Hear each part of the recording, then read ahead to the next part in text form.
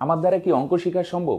এটা যদি ফ্রেন্ডস তোমাদের প্রশ্ন হয়, তাহলে আমি বলবো ফ্রেন্ডস এই প্রশ্নের উত্তর হবে হ্যাঁ, অঙ্ক সবার দ্বারাই শেখা সম্ভব। এবার যদি ফ্রেন্ডস তোমাদের মনে প্রশ্ন আসে অঙ্ক কি বাড়িতে বসে শেখা সম্ভব, তবে আমি বলবো ফ্রেন্ডস এই প্রশ্নের উত্তর হবে হ্যাঁ, তোমরা বাড়িতে বসে অ্যাট ফ্রি অফ কোর্স বিনামূল্যে অঙ্ক শিখতে পারো। তোমরা যদি আমাদের এই চ্যানেলে প্রতিদিন 20 থেকে 30 মিনিট ইনভেস্ট করতে পারো, প্রতিদিন আমাদের এই চ্যানেলে অঙ্কের উপর একটি ভিডিও আপলোড করা হয়, তোমরা যদি 20 থেকে 30 মিনিট টাইম দিয়ে এই ভিডিওগুলো নিয়মিত দেখতে পারো এবং যে অঙ্কগুলো করানো হবে ফ্রেন্ডস, এই অঙ্কগুলো যদি তোমরা ঠিকঠাক প্র্যাকটিস করতে পারো, তাহলে আমি তোমাদের প্রত্যেককে আশ্বস্ত করছি তোমরা প্রত্যেকে বাড়িতে বসে অ্যাট ফ্রি অফ কস্ট অঙ্ক শিখতে পারো। তো ফ্রেন্ডস আমাদের এই চ্যানেলেই এক্সাইজ কনস্টেবল মেইন স্পেশাল একটি ক্র্যাশ কোর্স চলছে অঙ্কের। 10 থেকে 12 দিনে অঙ্কের সম্পূর্ণ সিলেবাস কভার করা হবে, তারপর আবার রিভাইজ চলতেই থাকবে। তো তোমরা করো কি, শুধু এক্সাইজ কনস্টেবলের পরীক্ষা যারা দিবে তারাই না, প্রত্যেকেই এই ক্লাসগুলো নিয়মিত করো এবং যেই অঙ্কগুলো করানো হবে তোমরা নিয়মিত প্র্যাকটিস করো। আমি তোমাদের প্রত্যেককে গ্যারান্টি দিচ্ছি তোমরা বাড়িতে বসে অঙ্ক শিখতে পারবে। ওকে, তো ফ্রেন্ডস আর বক নাই, অনেক কথা বলে ফেলেছি। চলো আজকে আমি শুরু করবো অনুপাত সমানুপাত। চলো অনুপাত সমানুপাতের খুব গুরুত্বপূর্ণ কিছু অঙ্ক আমরা সলভ করব, একদম স্কিপ নয়, সম্পূর্ণ ভিডিওটি দেখতে থাকো, আশা করি ভিডিওটি ভালো লাগবে। তো চলো ফ্রেন্ডস শুরু করা যাক। দেখো ফ্রেন্ডস আজকের প্রথম প্রবলেম কি আছে, a/b = 3:4, b/c = 8:9, c/d = 15:16 হলে a/d = কত? কি কি দেওয়া আছে একটু লিখে নিই। a/b এটা সমান দেওয়া আছে 3:4। ওকে, সমস্ত অনুপাতগুলো আমি লিখে নিই। তারপর কি দেওয়া আছে, b/c এটা কত দেওয়া আছে, 8:9। ওকে, আরেকটি অনুপাত আছে c/d, এটা সমান কত আছে বলে দেখি, 15:16। এবার আমরা প্রত্যেকটি অনুপাতকে দেখো আমরা কিভাবে লিখতে পারি। a/b আছে, এটাকে আমরা এইভাবে লিখতে পারি a/b সমান প্রথমেরটি উপরে আর পরেরটা কোথায় আসে, নিচে। সেম ভাবে এখানে 3/4। এটাকেও যদি ফ্রেন্ডস বাই আকারে লিখি, তাহলে তোমরা বলবে b আসবে উপরে, c আসবে নিচে, সমান এখানে 8 উপরে আর 9 নিচে। সেম ভাবে c/d এটাকে আমরা লিখতে পারি c/d সমান উপরে আসবে 15 আর নিচে আসবে 16। এবার আমরা কি করব ফ্রেন্ডস, এই প্রত্যেকটি অনুপাতকে গুণ করব। কিভাবে গুণ করব ফ্রেন্ডস, বাদিকের গুলো বাদিকে আর ডান দিকের গুলো ডান দিকে। বাদিকে কি আছে, a/b, b/c, c/d, প্রথমে এগুলো গুণ করি। তাহলে গুণ করলে কি হবে, a/b ইন্টু তারপর আসবে b/c ইন্টু c/d সমান। এবার আমরা ডান দিকের সংখ্যাগুলো গুণ করব। ডান দিকে কি আছে, 3/4 ইন্টু 8/9 ইন্টু 15/16। তাহলে এখানে আমরা কি করতে পারি, এখানে b ক্যান্সেল করতে পারি, c ক্যান্সেল করতে পারি। ওকে, এখানে 3 দিয়ে 9 কে ক্যান্সেল করলে হবে 3, 3 3 9, 4 দিয়ে 8 কে ভাগ করলে হবে 2, 2 দিয়ে 16 কে ভাগ করলে 8। তার মানে কি থাকছে ফ্রেন্ডস, বাদিকে থাকছে, তোমরা বলবে উপরে থাকবে a আর নিচে থাকবে d সমান এখানে উপরে আছে 15। আচ্ছা আরেকটা ছোট করতে পারি, তাই না ফ্রেন্ডস, 3 দিয়ে 15 কে ছোট করলে কত হবে, 5। তার মানে উপরে আসবে 5 আর নিচে 8। এবার বাই থাকলে আমরা এটাকে কি আকারে লিখতে পারবো, ইস্টু থাকলে যেমন বাই দিয়ে লিখতে পারি, ঠিক তেমনি বাই আকারে থাকলে এটাকে আমরা লিখতে পারবো a/d সমান এটাকেও সেম ভাবে উপরেরটা 5 ইস্টু নিচেরটা 8। তার মানে ফ্রেন্ডস a/d এটার ভ্যালু আমাকে বার করতে বলছে, এটার অ্যান্সার কত হয়ে যাবে, 5:8। আশা করি বুঝতে পেরেছো। তো চলো ফ্রেন্ডস নেক্সট প্রবলেম দেখো। 2 নম্বরে কি বলছে, যদি a এর 2/3 সমান b এর 75% সমান c এর 0.6 হয়, তবে a/b/c সমান কত? খুব সিম্পলি দেখো এটাকে সলভ করব। কি আছে, তোমরা বলবে a এর 2/3 সমান তারপর কি আছে, b এর কি আছে 75%। ওকে, সমান c এর 0.6 এটা দেওয়া আছে। এবার বলছে এখান থেকে a/b/c কত হবে সেটা বের করতে হবে। তো দেখো এটা আমরা কিভাবে সলভ করব, a ইন্টু 2/3 এর মানে গুণ হবে, তাই না, সমান b ইন্টু 75% মানে ফ্রেন্ডস উপরে 75 আর পার্সেন্ট সরানো হলে নিচে কি আসবে, 100। এটাকে ছোট করলে উপরে 3, 3 25 75, 4 25 100। c এর মানে ইন্টু 0.6 উপরে 6 আর দশমিক সরালে নিচে কত আসবে, 10। এবার এটাকে যদি ছোট করি তাহলে উপরে বলবে 2 দিয়ে ছোট করলে 3 আর 10 কে ছোট করলে 5। তাহলে আলটিমেট কি থাকছে বলো দেখি ফ্রেন্ডস, এখানে 2a আর নিচে আসছে 3, তাই না? এখানে 3 দিয়ে b কে গুণ করলে উপরে হবে 3b আর নিচে আসছে 4। Clear friends? একইভাবে এখানে আসবে ভাই 3 আর c গুণ করলে উপরে 3c আর নিচে 5। এবার a:b:c বার করতে হলে ফ্রেন্ডস আমাদের কাজ হচ্ছে উপরের সংখ্যাগুলোকে সরাতে হবে। এবার ফ্রেন্ডস আমরা উপরের সংখ্যাগুলো কিভাবে সরাবো? আমরা প্রথমেই করি কি, উপরের সংখ্যাগুলো লসাগু বার করে নিই। এখানে আছে 2, এখানে 3, এখানে 3, তো দুটো 3 নেওয়ার প্রয়োজন নেই, একটি 3 নিলেই হবে। এখানেই করে নিচ্ছি। 2 আর 3 এর লসাগু কত হয় ফ্রেন্ডস? 3 দুগুণে 6। এবার আমরা করব কি, উপরের সংখ্যাগুলো লসাগু দিয়ে প্রত্যেকটিকে নিচে গুণ করব। অর্থাৎ 2 আর 3 এর লসাগু হচ্ছে 6, তার মানে প্রথমের সংখ্যাটাকেও গুণ করব 6 দিয়ে, পরেরটাকেও গুণ করব 6 দিয়ে, এর পরেরটাকেও 6 দিয়ে, প্রত্যেকটিকে 6 দিয়ে গুণ করা হলো। কেন ফ্রেন্ডস? এবার 6 দিয়ে গুণ করলে এখানে ক্যান্সেল করতে পারি, 2 দিয়ে 6 ছোট করলে 3, 3 দিয়ে 6 কে ভাগ করলে হবে 2, এখানে 3 দিয়ে 6 কে ভাগ করলে হবে 2। তার মানে a বাই নিচে 3 তিরিকে কত হচ্ছে 9, b বাই এখানে 4 দুগুণে কত হচ্ছে ফ্রেন্ডস 8, উপরে c নিচে 5 দুগুণে 10। উপরে কোনো সংখ্যা আছে কি? নেই।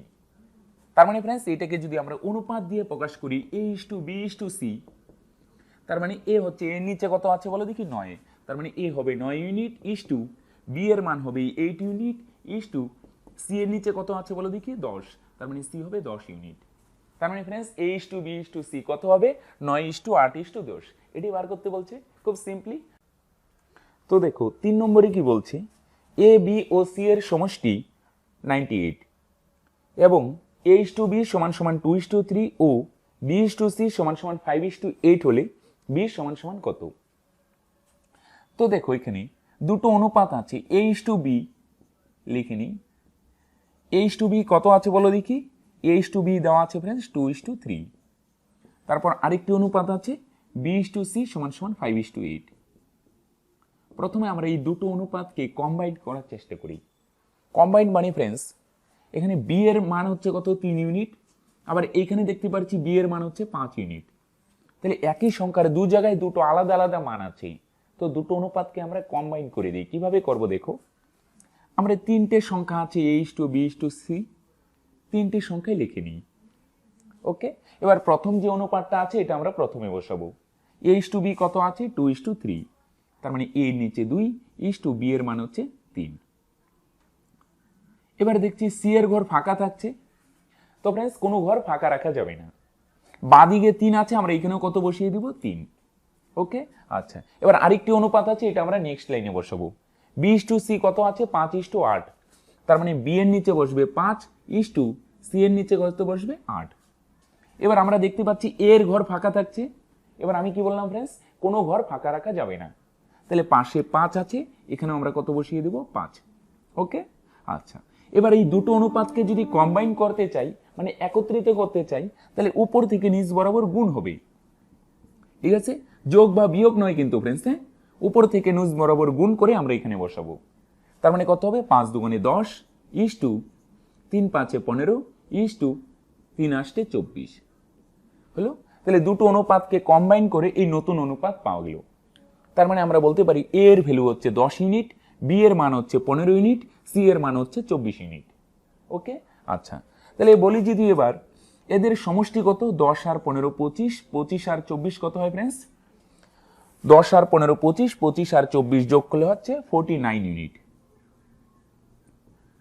ওকে, a b c এদের সমষ্টি হচ্ছে 49 ইউনিট। আবার প্রশ্নে কত দেওয়া আছে বলো দেখি? এদের সমষ্টি দেওয়া আছে প্রশ্নে 98। ওকে, এবার আমি যদি বলি 98 কি, তুমি বলবে এই তিনটি সংখ্যার সমষ্টি।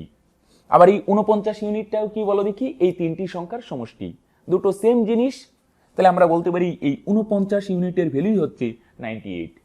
কত দিয়ে গুণ করলে আসে? 49 দুগুণে 98। এবার আমাকে বার করতে হবে কি? আমাকে বার করতে হবে বি এর ভ্যালু কত। বি এর ভ্যালু কত বলো দেখি? 15 ইউনিট। আমাকে এই 15 ইউনিটের ভ্যালু বার করতে হবে। তো একটু আগে কি দেখলাম? ইউনিটের ভ্যালু বার করতে গিয়ে 2 দিয়ে গুণ করতে হচ্ছে। তো এখানেও সেম, 15 ইউনিটের ভ্যালু বার করতে গিয়ে 2 দিয়ে গুণ করব। 15 দুগুণে কত হচ্ছে? 30। তার মানে ফ্রেন্ডস বি এর ভ্যালু হচ্ছে 30। এটাই অ্যান্সার। তো চলো ফ্রেন্ডস নেক্সট প্রবলেম দেখো। 4 নম্বরে কি বলছে?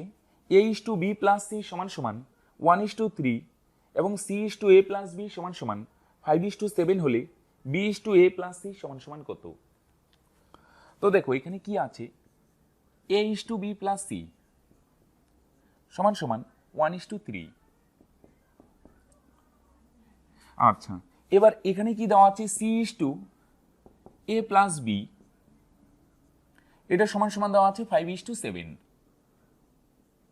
ওকে, আচ্ছা এখানে দেখো কি বার করতে বলছে, পরে ভাবছি। এখানে দেখো এ এর অনুপাত হচ্ছে 1 ইউনিট, বি প্লাস সি এর ভ্যালু হচ্ছে 3 ইউনিট।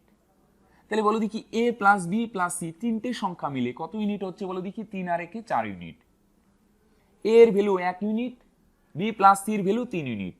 তাহলে দুটো যোগ করলে A plus B plus C তিনটি সংখ্যায় পাওয়া যাবে, এর ভ্যালু হচ্ছে কত, 4 ইউনিট। আচ্ছা, এখানে দেখো সি এর ভ্যালু হচ্ছে 5 ইউনিট, এ প্লাস বি এর ভ্যালু হচ্ছে 7 ইউনিট। তাহলে দুটো যোগ করলে যে 12 ইউনিট পাওয়া যাচ্ছে, এটা কার ভ্যালু বলো দেখি, এ প্লাস বি প্লাস সি এর ভ্যালু। তার মানে ফ্রেন্ডস দেখো এই যে 4 ইউনিট, এটা বলো দেখি কয়টি সংখ্যার সমষ্টি, 3টি সংখ্যার সমষ্টি, এ বি সি। আবার এখানে যে 12 ইউনিট আছে ফ্রেন্ডস, এটাও কয়টি সংখ্যার সমষ্টি, 3টি সংখ্যার সমষ্টি। তো ফ্রেন্ডস আমরা করব কি, এটাকে আমরা সেম বানাবো। তাহলে এখানে 12 আছে, এটাকে আমরা 12 বানাবো। কিভাবে 12 বানাতে পারি, এটাকে যদি 3 দিয়ে গুণ করি তাহলে 3 4 কত হবে, 12। এবার ফ্রেন্ডস এটাকে 3 দিয়ে গুণ করা হলে এটাকেও আমরা 3 দিয়ে গুণ করব, 3 3 9। এবার এটাকেও আমাদের কত দিয়ে গুণ করতে হবে, 3 দিয়ে। ওকে, 3 3 9। দেখো 3 আর 9 যোগ করলে কত হচ্ছে, 12 ইউনিট। তাহলে দেখো এবার কম্পেয়ার করতে পারবো। তার মানে ফ্রেন্ডস এর ভ্যালু হচ্ছে কত ইউনিট বলো দেখি, এর ভ্যালু হচ্ছে 3 ইউনিট। আচ্ছা, আবার সি এর ভ্যালু কত ইউনিট বের হয়ে গেল বলো দেখি, সি এর ভ্যালু বের হয়ে গেল 5 ইউনিট। ওকে, দুটো সমান করে নিলাম, এবার কম্পেয়ার করব। আচ্ছা, এবার আমার বাকি কে থাকলো বলো দেখি, বি। বি এর ভ্যালু কিভাবে বার করব, দেখো তো তিনটের যোগফল কত, 12 ইউনিট। তিনটের যোগফল থেকে যদি দেখো এ আর সি মিলে কত হয়, 8 ইউনিট। এ 3 সি 5, 8 ইউনিট। তিনটের যোগফল থেকে যদি এ আর সি কে বাদ দেওয়া হয়, তার বলে বি হচ্ছে কত ইউনিট বলো দেখি, 4 ইউনিট। ওকে, তিনটের যোগফল 12 ইউনিট, তিনটে থেকে এ আর সি কে বাদ দেওয়া হলে বি হলো 4 ইউনিট। আচ্ছা, এবার আমাকে বার করতে কি হবে বলো দেখি, আমাকে বার করতে হবে B:A প্লাস সি। বি এর ভ্যালু কত unit, 4 unit, A plus C কত ইউনিট, এ হচ্ছে 3 ইউনিট, সি হচ্ছে 5 ইউনিট। 3 যোগ 5, তার মানে 4:8। 4 দিয়ে ছোট করলে 4 দুগুণে 8, তার মানে ফ্রেন্ডস অ্যান্সার হচ্ছে 1:2। তো চলো ফ্রেন্ডস নেক্সট প্রবলেম দেখো। 5 নম্বরে কি বলছে, কিছু টাকা অরিতা ও অর্পিতার মধ্যে 7:11 অনুপাতে ভাগ করে দিতে হবে। অর্পিতা অরিতার থেকে 6,000 টাকা বেশি পেলে অরিতা কত টাকা পেল? তো দেখো এখানে দুজন ব্যক্তি আছে, অরিতা আর অর্পিতা। অরিতা আর অর্পিতা অর্পিতা, এদের অনুপাত হচ্ছে ফ্রেন্ডস 7:11। অর্থাৎ অরিতা যদি 7 ইউনিট টাকা পায়, অর্পিতা পাবে 11 ইউনিট। এতদূর ক্লিয়ার আশা করি। আচ্ছা, তাহলে বলো দেখি কে বেশি টাকা পাচ্ছে, অর্পিতা। কত ইউনিট বেশি টাকা পাচ্ছে বলো দেখি, 4 ইউনিট বেশি টাকা পাচ্ছে। আবার প্রশ্নে কি বলছে, প্রশ্নে বলছে অর্পিতা 6,000 টাকা বেশি পাচ্ছে। ক্লিয়ার, 6,000 টাকা। এবার আমি যদি তোমাদের বলি 4 ইউনিট কি, তাহলে তোমরা বলবে অরিতা আর অর্পিতা এদের দুজনের টাকার ডিফারেন্স। আবার এই যে 6,000 টাকা আছে ফ্রেন্ডস, এটাও কি বলো দেখি, এটাও হচ্ছে দুজনের টাকার ডিফারেন্স। দুটো সেম জিনিস, তাহলে আমরা বলতে পারি 4 ইউনিটের ভ্যালু হচ্ছে 6,000 টাকা। কত দিয়ে গুণ করলে আসে বলো দেখি, 4 15 60 আর দুটো শূন্য, 1500 দিয়ে গুণ করলে আসে। আচ্ছা, এবার আমাকে বার করতে হবে অরিতা কত টাকা পেল। অরিতা কত টাকা পায়, 7 ইউনিট। অর্থাৎ আমাকে এই 7 ইউনিটের ভ্যালু বার করতে হবে। এখানে 4 ইউনিটের ভ্যালু বার করতে গিয়ে 1500 দিয়ে গুণ করেছি, তাহলে এখানেও সেম ভাবে 7 ইউনিটের ভ্যালু বার করতে গিয়ে 1500 দিয়ে গুণ করব। তাহলে গুণ করলে 7 15 105 আর দুটো শূন্য, তার মানে ফ্রেন্ডস কত টাকা হয় বলো দেখি, 10,500 টাকা। তার মানে অরিতা কত টাকা পেল, 10,500 টাকা। এটি অ্যান্সার ফ্রেন্ডস। চলো নেক্সট প্রবলেম। 6 নম্বরে দেখো কি বলছে, একটি বাক্সে মোট 384টি মুদ্রা আছে। যদি 1 টাকা 50 পয়সা ও 25 পয়সার মুদ্রার সংখ্যার অনুপাত 2:3:7 হয়, তবে বাক্সে মোট কত টাকা আছে? আচ্ছা, এখানে একটা জিনিস দেখো, সংখ্যার অনুপাত দেওয়া আছে, সংখ্যার অনুপাত কত দেওয়া আছে 2:3:7। আচ্ছা, আবার টোটাল মুদ্রা কত দেওয়া আছে ফ্রেন্ডস 384টি। ওকে, তাহলে এটাও ফ্রেন্ডস সংখ্যায় আছে, অনুপাতটাও সংখ্যায় আছে, কোনো প্রবলেম নেই। এখানে দেখো প্রথমেরটা কিসের বলো দেখি, প্রথমেরটা 1 টাকা, পরেরটা এটা হচ্ছে 1 টাকা, এটা হচ্ছে 50 পয়সার অনুপাত, এটা হচ্ছে 25 পয়সার অনুপাত। তাহলে 1 টাকার অনুপাত হচ্ছে 2 ইউনিট, 50 পয়সার সংখ্যা হচ্ছে 3 ইউনিট, আর 25 পয়সার সংখ্যা হচ্ছে 7 ইউনিট। এগুলো হচ্ছে সংখ্যা। তাহলে বলো দেখি টোটাল 1 টাকা 2 ইউনিট, 50 পয়সা 3 ইউনিট, 25 পয়সা হচ্ছে কত 7 ইউনিট। তাহলে যদি বলি মোট মুদ্রার সংখ্যা কত, সবগুলো যোগ করলেই পাওয়া যাবে। 2 আর 3 কত 5 ইউনিট, 5 আর 7 12 ইউনিট, টোটাল হচ্ছে 12 ইউনিট। আবার প্রশ্নে দেওয়া আছে মোট মুদ্রার সংখ্যা হচ্ছে 384। ওকে, আশা করি বুঝতে পারছো। 384 হচ্ছে ফ্রেন্ডস মোট মুদ্রার সংখ্যা, আবার এই 12 ইউনিটও হচ্ছে টোটাল মুদ্রার সংখ্যা। তার মানে 12 ইউনিটের ভ্যালু হচ্ছে 384। কত দিয়ে গুণ করলে আসে, 3 12 36, 2 24, 12 দুগুণে 24। এবার আমাকে বার করতে হবে টোটাল মোট কত টাকা আছে, তার মানে 3টি বার করতে হবে, তাই না? 12 ইউনিটের ভ্যালু 384টি। তাহলে একইভাবে 2 ইউনিটের ভ্যালু কত হবে, এটাকে 32 দিয়ে গুণ করো, 32 দুগুণে 64টি। 3 ইউনিটের ভ্যালু কত হবে, এটাকেও 32 দিয়ে গুণ করো, 3 32 96টি। 7 ইউনিটের ভ্যালু কত হবে, এটাকেও 32 দিয়ে গুণ করো, আর 7 দুগুণে 14, 3 7 21 224টি। এবার অ্যান্সার চেয়েছে টোটাল কত টাকা আছে। টাকায় যদি আনতে চাই, দেখো একটা জিনিস খেয়াল করো, সংখ্যা আর মূল্য দুটো কিন্তু আলাদা জিনিস। কিরকম, যদি আমি একটা এক্সাম্পল দিই, আমার কাছে 4টি 50 পয়সা আছে, তার মানে মূল্য কত হবে, 4টি 50 পয়সায় 2 টাকা, তাই না ফ্রেন্ডস? তার মানে আমি যদি বলি সংখ্যা কত, তুমি বলবে 4টি, আর যদি বলি মূল্য কত, তাহলে 2 টাকা। তাহলে এখানে সংখ্যা আর মূল্য দুটো কিন্তু আলাদা জিনিস। 1 টাকার ক্ষেত্রে যেমন কোনো প্রবলেম নেই, 10টি 1 টাকায় 10 টাকা হয়, 15টি 1 টাকায় 15টা হয়, 15 টাকা হবে। ঠিক সেম ভাবে 64 1 টাকায় কত হবে, 64 টাকা। 50 পয়সার সংখ্যা কয়টি আছে, 96টি। আমরা জানি 2টি 50 পয়সায় 1 টাকা, 4টি 50 পয়সায় 2 টাকা। অর্থাৎ 50 পয়সার সংখ্যা থেকে মূল্যে আসতে হলে ফ্রেন্ডস 2 দিয়ে ভাগ করতে হবে। 2 দিয়ে ভাগ করলে 48, তার মানে হবে 48 টাকা। 25 পয়সার ক্ষেত্রে ফ্রেন্ডস 4টি 25 পয়সায় 1 টাকা, তাই 25 পয়সার সংখ্যা থেকে মূল্যে আসতে গেলে ফ্রেন্ডস 4 দিয়ে ভাগ করতে হবে। তো এটাকে যদি 4 দিয়ে ভাগ করি, তাহলে কত হবে, 4 5 20, 4 6 24, 56 টাকা।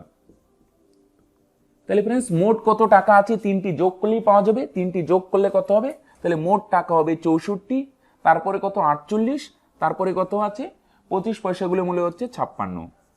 8 6 14, 4 18, 8 থাকবে 1, 6 4 10, আর 6 কত হবে 16। তার মানে ফ্রেন্ডস টোটাল বাক্সে টাকা আছে 168 টাকা। Clear friends? চলো নেক্সট প্রবলেম। তো দেখো ফ্রেন্ডস 7 নম্বরে কি বলছি, একটি বাক্সে 1 টাকা 50 পয়সা ও 25 পয়সার মুদ্রার সংখ্যার অনুপাত 1:2:4।